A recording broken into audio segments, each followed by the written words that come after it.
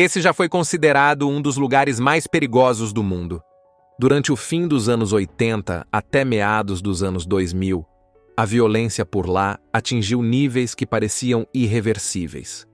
Grupos armados, cartéis e milícias disputavam território. A taxa de homicídios era tão alta que o nome desse lugar vivia entre os piores rankings do planeta. Mas nos últimos anos, aconteceu o impensável. A criminalidade despencou em mais de 80%.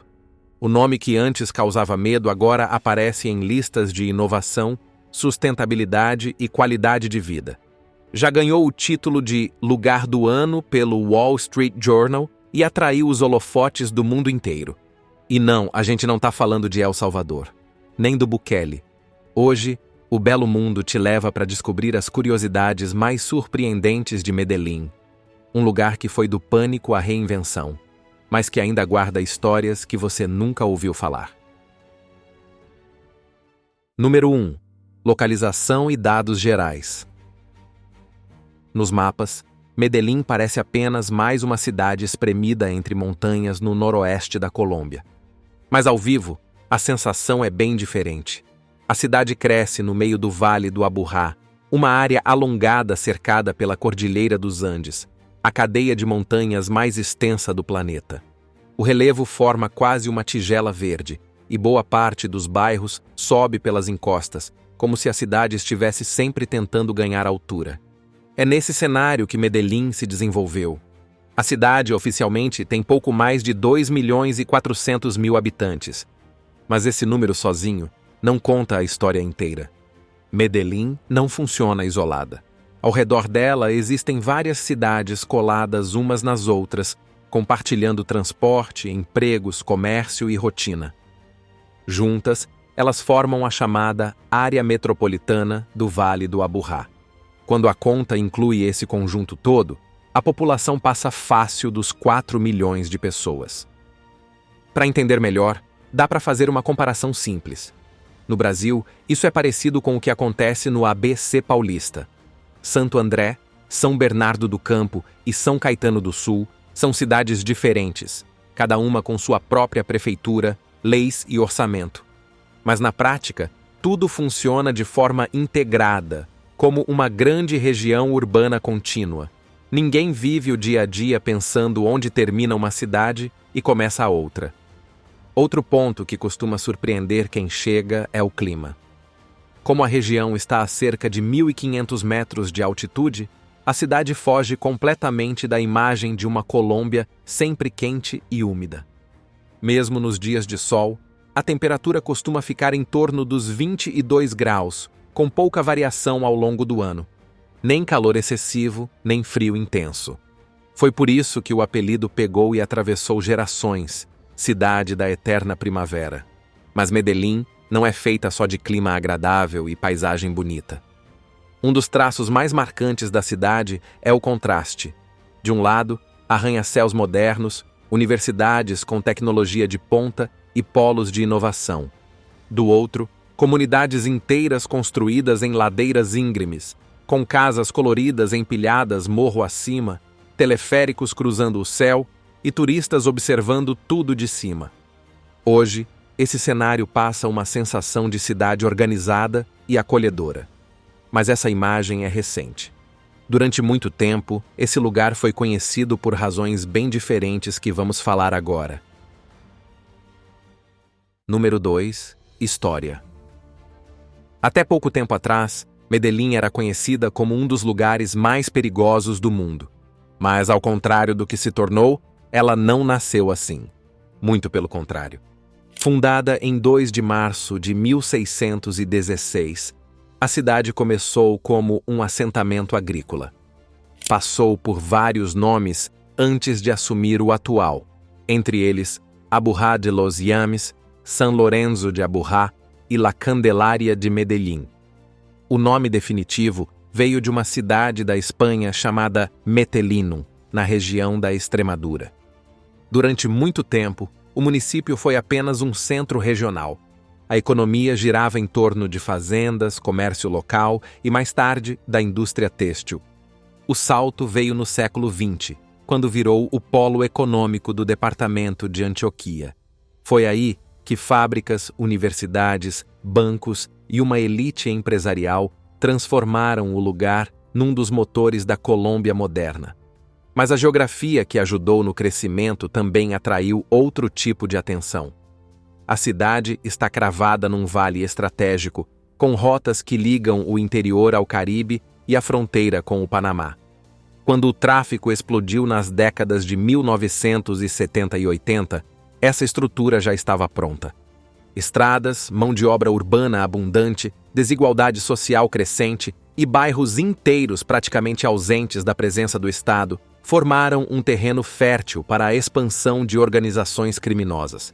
Esses grupos não surgiram isolados. Eles se misturaram ao cotidiano urbano, usaram bancos, empresas de fachada, bairros populares e até obras públicas como parte de um sistema que cresceu rápido demais para ser contido logo no início. O resultado foi a ascensão rápida de grupos criminosos que se infiltraram em todos os níveis da cidade. Em 1991, Medellín alcançou o título de cidade mais violenta do mundo. Além do narcotráfico, enfrentava o conflito armado colombiano, com guerrilhas, paramilitares e forças estatais disputando território, principalmente nas comunas mais pobres. Mas a virada começou a partir dos anos 2000, quando entrou em cena um novo modelo de urbanismo social, com foco em inclusão, transporte público, educação e presença do Estado onde antes ele não chegava. Hoje, Medellín é, sem dúvidas, a mais inovadora. Considerada uma das melhores cidades para se viver da América do Sul, é difícil acreditar que seu passado foi tão violento. Só que para entender como a cidade chegou onde chegou, a gente precisa voltar um pouco. Porque não dá para falar da história de Medellín sem citar o homem que virou o rosto mais famoso e mais distorcido de toda essa época. Número 3. Pablo Escobar. Se tem um nome impossível de ignorar na história recente da cidade, é Pablo Escobar. Ele nasceu em Rio Negro, no interior do departamento de Antioquia, mas foi em Medellín que decidiu construir seu império. Como já vimos, a geografia e a estrutura da região criaram o terreno perfeito para isso. Escobar começou com contrabando. Primeiro cigarro, depois eletrônico, até chegar na coca. Quando percebeu o potencial da substância no mercado americano, criou uma rede de exportação com microaviões, fazendas, laboratórios escondidos e pistas clandestinas. A base da operação era urbana. Era na cidade que ele lavava dinheiro, organizava a logística e cuidava da imagem. E quando se fala em imagem, é impossível ignorar o edifício Mônaco. O prédio tinha 8 andares, foi construído nos anos 80 em El Poblado, um dos bairros mais exclusivos da cidade, e era cercado, blindado e cheio de luxo. Ali funcionava o quartel-general da organização. Mas Escobar não queria ser só temido, queria ser adorado. Por isso, financiava campos de futebol, doava dinheiro a famílias carentes, construía escolas e chegou a erguer um bairro inteiro com casas populares. O nome oficial era Medellín Sem Favelas. Mas até hoje, o lugar é conhecido como Bairro Pablo Escobar. Um bairro onde muita gente vive o dilema de agradecer pela moradia e lembrar do preço que a cidade pagou. Durante os anos 80, Medellín virou campo de guerra. Escobar enfrentava o governo, a polícia, a imprensa, juízes e políticos. Mandava eliminar quem cruzasse o caminho. Eram bombas, silenciamentos, escolas fechadas, bairros inteiros em silêncio. Só que o cerco foi se fechando. Em 1991, Escobar decidiu se entregar, mas impôs a condição de que não seria extraditado. O governo aceitou, e o resultado foi um dos maiores absurdos da história. Uma prisão sob medida, construída só para ele. O nome era irônico, La Catedral. Tinha sala de jogos, churrasqueira, campo de futebol, suíte com hidromassagem e telefone direto para continuar comandando tudo. Mas o teatro não durou. Quando o governo percebeu que ele seguia operando de dentro da prisão, tentou transferi-lo e o que ele fez? Obviamente ele fugiu. começava a maior caçada da história da Colômbia. Em 2 de dezembro de 1993, ele foi encontrado num bairro residencial. Tentou fugir pelos telhados, mas foi cercado e morreu ali mesmo, no 3º andar de uma casa comum, com vista para a cidade que ele controlou por anos. Hoje, o lugar virou ponto de peregrinação mórbida para turistas, mas Medellín cansou dessa imagem. Em 2019, a cidade implodiu o edifício Mônaco, que por décadas simbolizou o poder dele. No lugar, nasceu o Parque Memorial Inflexión, criado para lembrar as vítimas dos atentados e dizer, em voz alta, que Medellín não quer mais ser conhecida como o quintal de um criminoso. Mas não foi só isso. Número 4. A virada. Depois da queda de Escobar, a cidade ficou com um problema imenso. A violência não desapareceu de uma hora para outra, o tráfico continuava ativo e a desigualdade seguia evidente nas encostas do Vale do Aburrá. A diferença é que, depois de décadas, dava para discutir o futuro sem alguém armado, mandando mais que o Estado. Foi nesse cenário que o poder público escolheu um caminho pouco comum.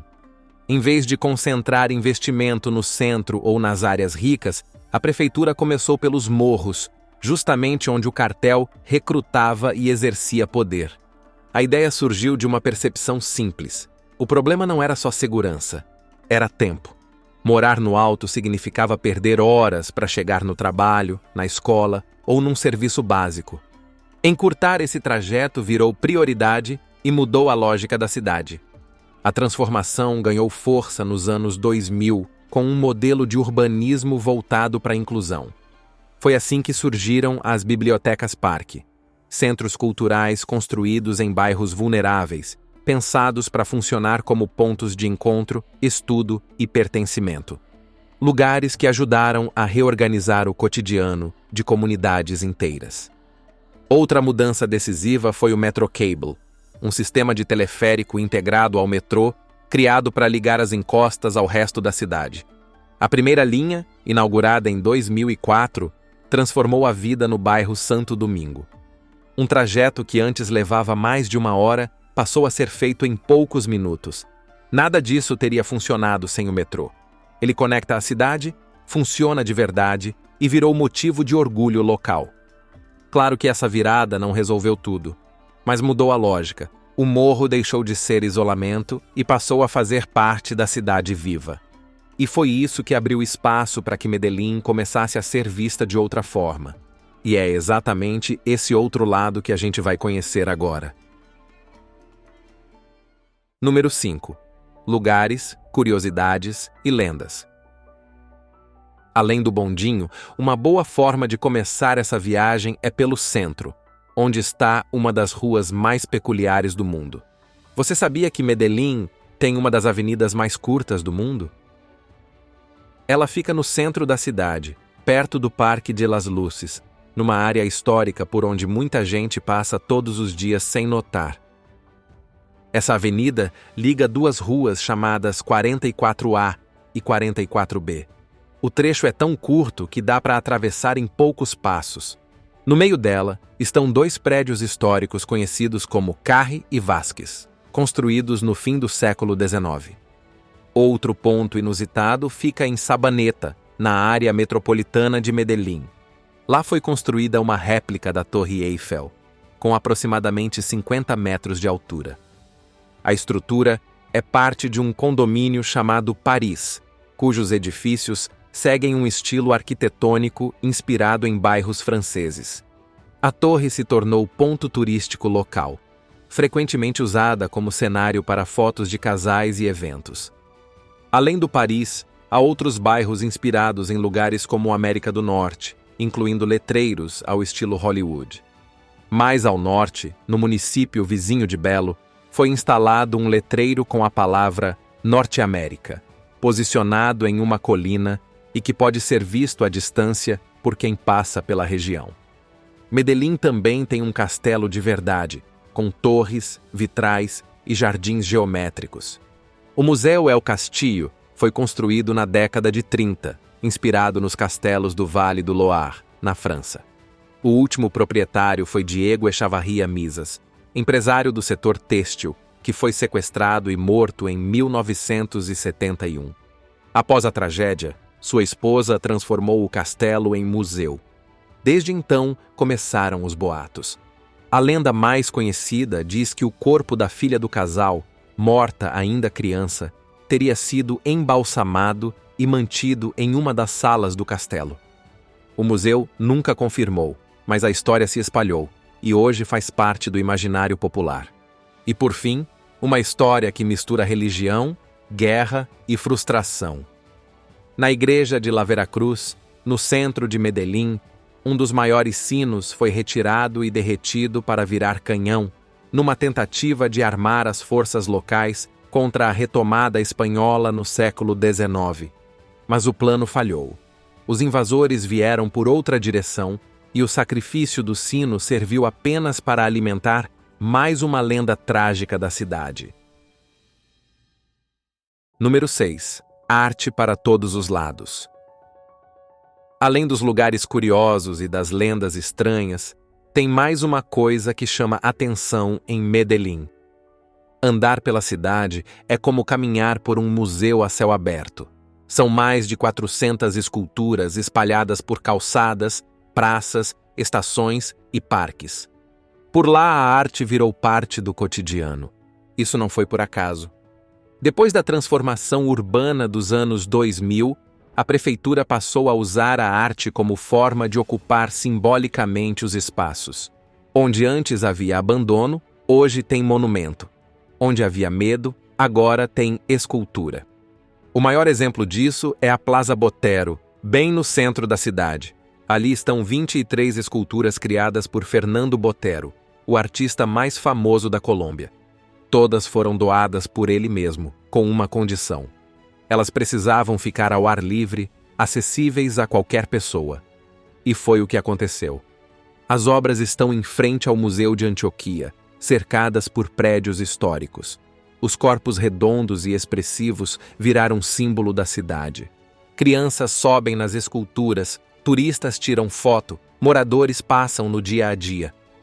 O curioso é que a arte ali não está protegida por segurança. Está protegida por circulação. É a presença constante de gente que impede o abandono e o vandalismo. Número 7. Gastronomia. Nenhuma viagem fica completa sem comida, e Medellín sabe exatamente como deixar qualquer visitante com o estômago feliz. Por aqui, a culinária é pesada, cheia de sabor e sem nenhuma preocupação com dieta. O prato mais famoso da cidade é a chamada bandeja paisa, uma refeição completa que entrega quase tudo que um corpo precisa, e mais um pouco. Só para ter ideia, a bandeja paisa tradicional chega fácil nas 1.800 calorias. É basicamente o que uma pessoa adulta precisa num dia inteiro. Mas quando o prato chega à mesa, ninguém pensa nisso. O cheiro, a combinação de texturas e a abundância de comida falam mais alto. A versão mais comum leva arroz branco, feijão cozido, carne moída, torresmo crocante, linguiça chouriço, ovo frito, banana da terra madura, abacate em fatia e uma arepa, que é um tipo de bolo de milho muito comum na Colômbia. Em algumas casas dá para trocar a carne moída por bife grelhado ou carne suína assada, e muita gente prepara o feijão e as carnes no dia anterior, para facilitar. E já que estamos falando de excessos, aqui vai um aviso para quem quiser brindar. Em Medellín e na região, não se bebe qualquer coisa. A bebida local se chama aguardiente antioquenho. É feita com álcool puríssimo de cana-de-açúcar e leva a essência de anis para dar aquele sabor inconfundível. É doce, quente e pega de jeito. Para muita gente daqui, não faz sentido tomar outro tipo de destilado. Por isso, nem pense em chegar com uma marca concorrente. Isso é quase uma ofensa. Número 8. Festas e comemorações. Lembra que lá no começo a gente falou que Medellín é conhecida como cidade da eterna primavera? Pois é, se tem uma época em que isso fica escancarado, é durante as festas populares. A celebração mais famosa de todas acontece em agosto, e não é qualquer festa. É o Festival das Flores, o evento que movimenta toda a cidade e vira símbolo da identidade local. Durante o festival, Medellín parece mudar de dimensão. São mais de 140 eventos rolando em diferentes pontos da cidade. Tem festival de trova com batalhas de improviso cantado, tem desfile de carros antigos, tem Feira Nacional do Cavalo, e tem música, orquestra, dança e um monte de coisa acontecendo ao mesmo tempo. Mas o símbolo máximo do festival é o desfile de sileteros. Agricultores da região carregam nas costas enormes estruturas florais feitas à mão, algumas pesando dezenas de quilos. Essas siletas não são só decoração. Elas representam uma tradição que vem do início do século XX, quando produtores rurais levavam flores e mercadorias nas costas até o centro da cidade. O festival, oficialmente criado há mais de 6 décadas, acabou virando uma homenagem direta a essa história e a quem construiu Medellín longe do asfalto. E quando chega dezembro, a cidade se transforma de novo. O Natal aqui não tem nada de discreto. Medellín é considerada uma das capitais natalinas mais impressionantes da América Latina. São mais de 30 milhões de lâmpadas LED, iluminando parques, avenidas, praças e a margem inteira do rio Medellín. As luzes não são só decorativas. Elas formam mais de 40 mil figuras diferentes. São painéis gigantes, túneis de luz, esculturas iluminadas e temas que mudam a cada ano. O cenário muda de um ano para o outro, mas a escala continua absurda. Gente de várias partes do país e até de fora vem só para ver esse espetáculo. Hotéis lotam, ruas viram passarela para famílias inteiras. E muita gente faz disso uma tradição de fim de ano. Mas as festas não são as únicas tradições. Número 9. Futebol e tango. As festas são só uma das muitas tradições que resistem em Medellín. Outra grande paixão da cidade é o futebol. E quando eu digo paixão, não é exagero. O futebol aqui é mais do que esporte. É linguagem, é motivo de encontro, é forma de identidade. Medellín é uma das cidades mais fanáticas por futebol na Colômbia. Jovens e idosos se reúnem para ver jogo, comentar escalação, discutir lance polêmico. Mas a única hora em que essa cidade se divide de verdade é quando chega o clássico. Atlético Nacional contra Deportivo Independiente Medellín. É o famoso clássico paisa. E nesse dia não tem conversa. Cada um veste a camisa do seu time e defende com unhas e dentes. Mas se você acha que Medellín vive só de bola rolando, tá enganado. Tem outra paixão que fala mais alto em alguns cantos da cidade. O tango. E olha que não é exagero dizer que aqui se ouve mais tango do que em Buenos Aires. A relação entre Medellín e o tango ficou ainda mais forte depois de um episódio trágico. Em 1935, o avião que transportava Carlos Gardel caiu logo após decolar do aeroporto Olaya Herrera. A cidade parou. Gardel era uma lenda viva, e sua morte virou o capítulo definitivo da história local. Dizem que o acidente foi causado por uma disputa entre 2 pilotos. No dia anterior, um aviador alemão teria sobrevoado por cima da aeronave de um colombiano, como provocação. No dia seguinte, o piloto colombiano tentou revidar. A manobra falhou, os aviões se chocaram e Gardel morreu ali, antes mesmo de deixar Medellín. O corpo foi sepultado provisoriamente no cemitério San Pedro. Só meses depois começou o processo de repatriação. Foram mais de 50 dias até que os restos mortais chegassem à Argentina, passando por Nova York, num trajeto que seria impensável hoje. Depois disso, o tango nunca mais saiu do imaginário de Medellín. Se espalhou por rádios, bares, praças e até escolas de dança. Hoje, o ritmo está tão presente no cotidiano que virou mais um símbolo da cidade. E isso diz muito sobre como Medellín transforma até a dor em cultura. Viu só como a cidade não é só sobre Escobar? E agora a gente quer saber de você. Qual dessas curiosidades te surpreendeu mais? Conta pra gente aqui nos comentários. E já sabe, se curtiu o vídeo, deixa o like, se inscreve no canal Belo Mundo ativa o sininho e compartilha com quem ama viajar sem sair do sofá. Se quiser dar uma força extra, usa a função Hypar. Assim você ajuda o canal a continuar trazendo histórias que quase nunca aparecem em roteiros turísticos. Obrigado por ficar com a gente até o final. Nos vemos nas próximas aventuras.